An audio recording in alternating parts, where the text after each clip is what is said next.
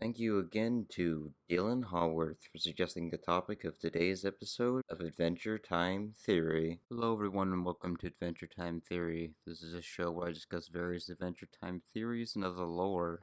Let's dig right into this.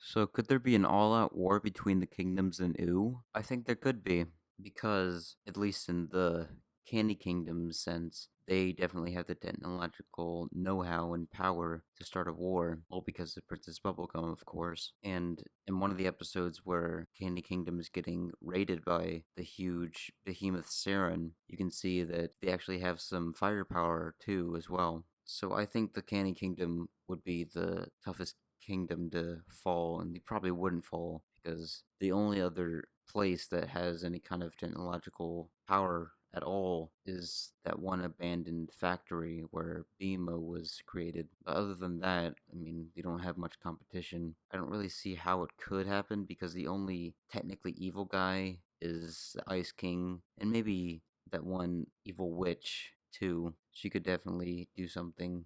But going back to the Ice King, he is not really a real threat to any real kingdom in Ooh because over time he kind of started to get a lot more friendly and started to become a lot more of a friend to Finn and Jake rather than a nemesis. So the Ice King, he has a clean slate for the most part. So really the only person who would start anything would be maybe the Lich or the evil witch. And the Lich, I'm not even sure what he could do because I'm not even sure if he's even evil anymore because he got transformed after Finn defeated him. So that really just leaves the evil witch who could really cause any trouble or a war, quote unquote. Now we have to look at some of the weapons and vehicles they would use in a quote unquote war. They would most likely be using very medieval style weaponry because, other than the Candy Kingdom, no one really has much development at all, really, to speak of. So they would use, like, stuff like swords, spears, shields, armor, that sort of stuff.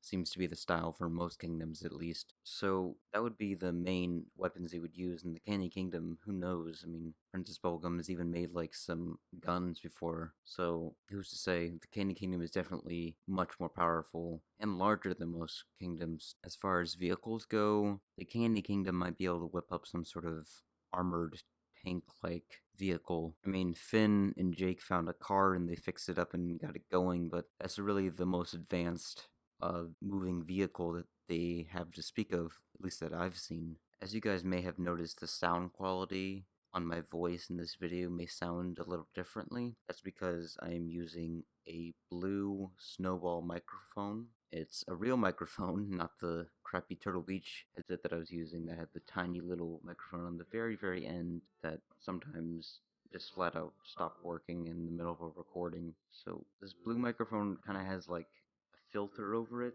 and I'm not sure if it sounds good or not. So if you guys can leave me some feedback telling me if it's better than what I originally was using, that'd be great. And on that, I will end this episode of Adventure Time Theory. Peace out, guys.